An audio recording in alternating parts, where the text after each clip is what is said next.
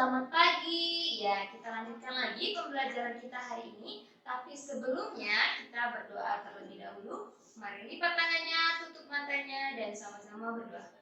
Lord Jesus, thank you for your blessing to us. Now we are going to study. Please help us to understand the lessons. In the name of Jesus Christ we pray. Amen. Oke, kita akan lanjutkan pembelajaran kita hari ini pada pembelajaran yang kelima dan yang keenam. Oke, kalian bisa buka buku kalian pada halaman 102 di aktivitas yang pertama. Ini masih tentang luas permukaan bidang yang diarsir berikut dalam peta satuan. Sama halnya seperti yang kemarin sudah dijelaskan ya.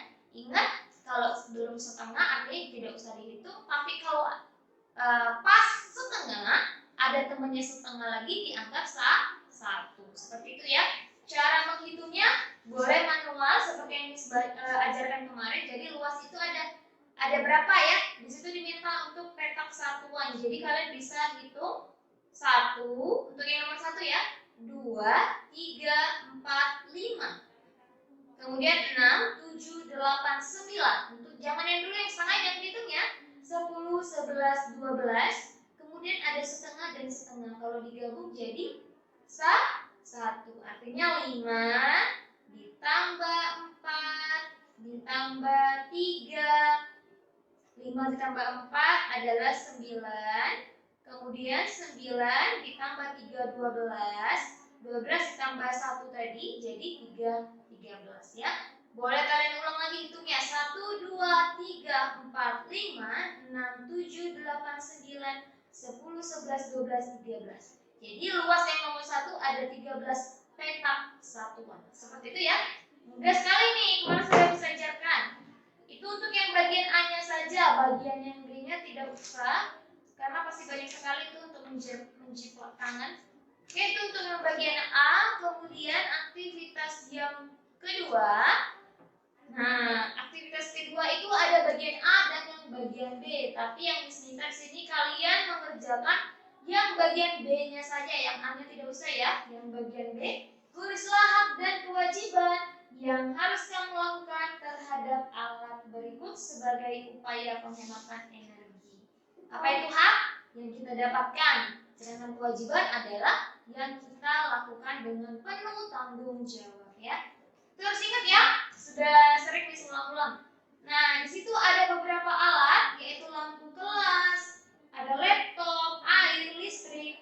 Nah, sekarang kalian diminta untuk menuliskan apa hak dan kewajiban pada setiap alat berikut dalam upaya penghematan energi. Ini juga sudah ulang-ulangi beberapa kali bagaimana cara menghemat energi terhadap energi listrik, air ya. Ini sesuaikan, kalian sesuaikan dengan setiap alatnya. Oke, paham ya?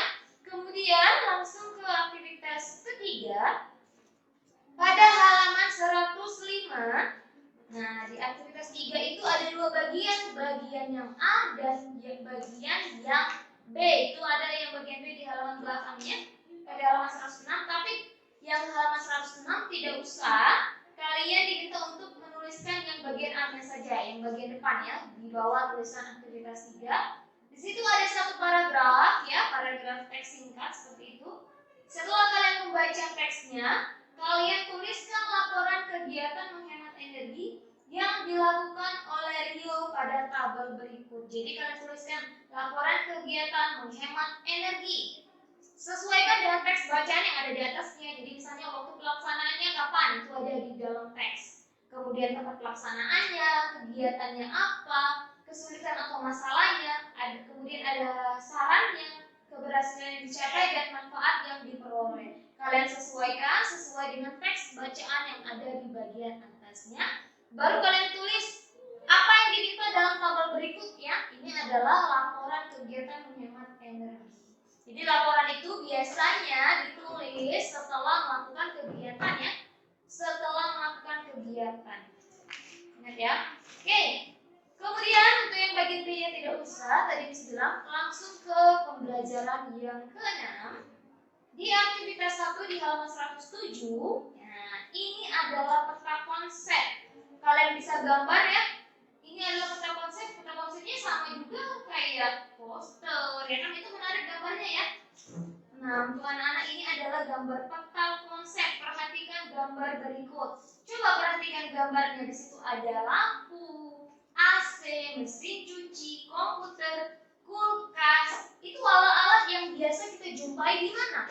Lebih sering kita jumpai di rumah. Kemudian pada setiap gambar dan kemudian ada bacaannya juga bagaimana sih cara-cara menghemat energi pada setiap alat berikut ya. Itu ada 5 alat ya yang sering kita gunakan di rumah dalam kehidupan sehari-hari. Nah, sekarang tugasnya adalah di bagian bawah. Perhatikan, tulislah dalam bentuk paragraf. Anak-anak tahu ya paragraf itu seperti apa? Ya, paragraf itu terdiri dari beberapa kalimat dan di awal kalimat itu jangan lupa agak menjorok ke dalam. Jadi itu adalah bentuk paragraf. Tulislah dalam bentuk paragraf untuk menceritakan peta konsep yang ada di bagian atasnya. Jadi misalnya ya, ini hanya gambaran saja. Misalnya judulnya adalah menghemat energi listrik. Ini kan semuanya berhubungan dengan energi listrik ya. Ya, jadi menghemat energi listrik misalnya kalian tulis paragrafnya boleh 1 paragraf atau 2 paragraf tergantung dari kalimat yang kalian buat. Jadi misalnya dalam kehidupan sehari-hari kita tidak lepas dari energi listrik.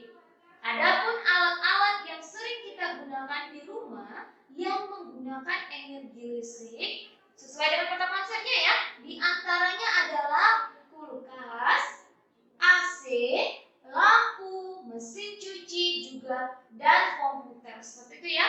Boleh lagi masuk ke paragraf selanjutnya. Dari beberapa alat di atas kita dapat melakukan hemat energi listrik sebagai berikut.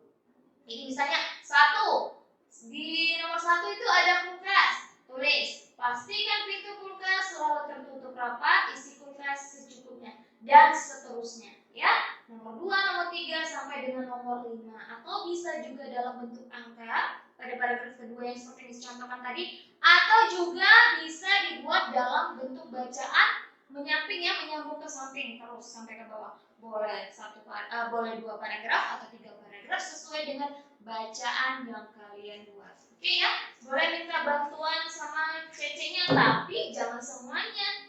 Tadi kan sudah disebutkan bagaimana cara membuat paragraf dan contohnya, bahkan juga bisa kalian tulis dan kalian lanjutkan apa yang disucapkan tadi. Ya, paham ya? Itu untuk yang aktivitas yang pertama.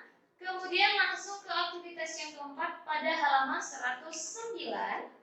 Di halaman 109 ini adalah matematika. Soal matematikanya mudah tentang persegi satuan. Maya akan menghitung luas kamarnya dengan cara menghitung banyaknya keramik. Jadi bentuk dari keramik itu merupakan apa? Berbentuk persegi pada lantainya. Apa satuan dalam hitungan tersebut? Hanya menyebutkan ya apa ya.